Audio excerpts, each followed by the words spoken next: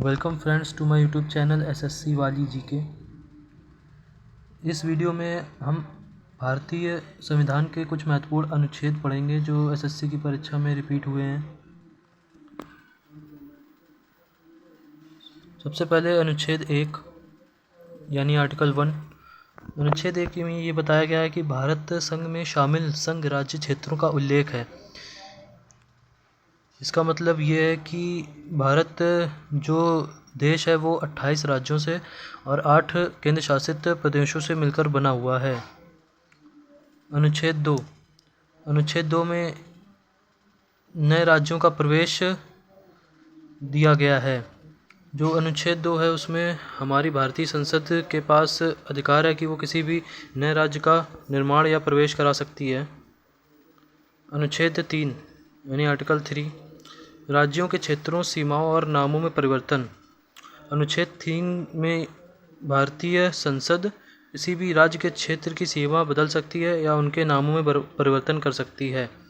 जैसे कि आप जानते होंगे कि हमारा उत्तर प्रदेश जो है वो 2000 सन में उत्तराखंड और उत्तर प्रदेश दोनों एक ही स्टेट हुआ करते थे, पर 2000 में इनका पार्टीशन होकर उत्तराखंड और उत्तर प्रदेश दोनों अलग अलग स्टेट्स बन गए। और जैसे बिहार और झारखंड भी दोनों एक ही स्टेट हुआ करते थे, इनका भी पार्टीशन होकर दो अलग स्टेट बन गए। और जैसे महाराष्ट्र और गुजरात भी दोनों एक स्टेट हुआ करते थे, वो भी पार्टीशन होकर अलग स्टेट बन गए। तो वो पार्टीशन जो हुआ वो अनुच्छेद 3 के ज़रिए हो पाया। इसके बाद हम पढ़ेंगे मौलिक अधिकार। मौलिक अधिकार जो हैं हमारे भारतीय संविधान के भाग 3 यानी पार्ट 3 में दिए हुए हैं। मौलिक अधिकार जो हैं अनुच्छेद 12 से अनुच्छेद 35 तक हैं, पर यहाँ पे हम केवल वही अनुच्छेद पढ़ेंगे जो एसएससी या किसी भी अन्य एग्ज़ाम के लिए इम्पोर्टेंट होंगे। सबसे पहले अनुच्छेद 16। ये देखिए एसएससी सीएचएसएल में आया था 2021 और 22 लगातार 2 साल रिपीट हुआ था ये। इसमें ये कहा गया है कि भारत सरकार में किसी भी पद के लिए सभी नागरिकों को समान अवसर दिए जाएंगे। इसका सरल भाषा में मतलब ये है कि किसी भी सरकारी नौकरी में जो पद निकाले जाते हैं वो सरकार अपने ही व्यक्तियों द्वारा नहीं भर सकती है। इसमें सभी के लिए सरकार को एक नोटिफिकेशन जारी करना होगा उसमें, और उसे आवेदन आमंत्रित करने होंगे। जैसे कोई भी सरकारी फॉर्म आता है जैसे एसएससी वगैरह का, तो इसमें आप देखते होंगे कि सभी लोग फॉर्म अप्लाई कर सकते हैं। ऐसा नहीं कि कोई स्पेसिफिक पर्सन ही या फिर कोई विशिष्ट नागरिक ही इन पदों के लिए अप्लाई कर सकता है। फिर अनुच्छेद 17 में अस्पृश्यता या छुआछूत का अंत है। देखिए एसएससी सीपीओ 2022 में आया है। अस्पृश्यता या छुआछूत का मतलब ये है कि जैसे पहले मंदिरों में देखते थे आप SC ST या लोअर कास्ट लोगों को नहीं जाने दिया जाता था और उनके हाथ से कुछ खाना पीना भी नहीं खाते थे लोग और उनको छूते भी नहीं थे। तो उसका अंत जो है वो अनुच्छेद 17 के तहत कर दिया गया। अब ऐसा ज़्यादा देखने को नहीं मिलता है, पर कहीं कहीं अभी भी ऐसा है जहाँ पे ज़्यादा रूरल एरिया है।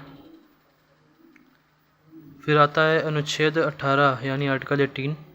इसमें उपाधियों का अंत कर दिया गया है। ये एसएससी सीएचएसएल 2022 में पूछा गया है। उपाधियों के अंत से मतलब है कि भारतीय सेना में जो लोग काम करते हैं जैसे लेफ्टिनेंट, ब्रिगेडियर वगैरह, इनको ही उपाधि रखने का अधिकार है। बाकी कोई व्यक्ति उपाधि नहीं रख सकता है। नाम के पहले उपाधि लगाना समझ गए होंगे आप। फिर आता है अनुच्छेद 21 आर्टिकल 21। किसी भी व्यक्ति को एक ही अपराध के लिए 2 बार गिरफ्तार नहीं किया जा सकता। जैसे किसी भी व्यक्ति ने कोई चोरी की, फिर वो अरेस्ट कर लिया गया, फिर वो उसकी बेल हो गई, फिर बेल होने के बाद उसको पुलिस फिर से गिरफ्तार नहीं कर सकती है। तो अनुच्छेद 21 के तहत ये स्वतंत्रता दी गई कि किसी भी अपराध के लिए केवल एक ही बार ही गिरफ्तार किया जा सकता है, 2 बार उससे गिरफ्तारी उसकी नहीं की जाएगी अपराधी की। फिर आता है अनुच्छेद 22 यानी आर्टिकल 22। आर्टिकल 22 इम्पॉर्टेंट है, एसएससी सीपीओ 2022 में आया हुआ देख सकते हैं आप। अनुच्छेद 22 में बोला गया है कि व्यक्ति को अपनी पसंद के वकील से परामर्श करने का अधिकार है।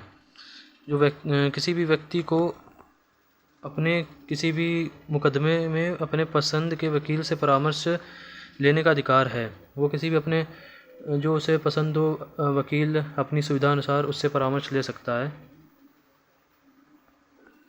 अनुच्छेद 29 यानी आर्टिकल 29 अल्पसंख्यक हितों का संरक्षण। इसमें जो एससी माइनॉरिटीज़ हैं जैसे मुस्लिम्स और एससी एसटी वगैरह इनके हितों का संरक्षण के बारे में बताया गया है। अनुच्छेद 32 में संवैधानिक उपचारों का अधिकार है। अनुच्छेद 32 ये भी काफ़ी इम्पोर्टेंट है। इसको भीमराव अम्बेडकर ने संविधान की आत्मा भी कहा है।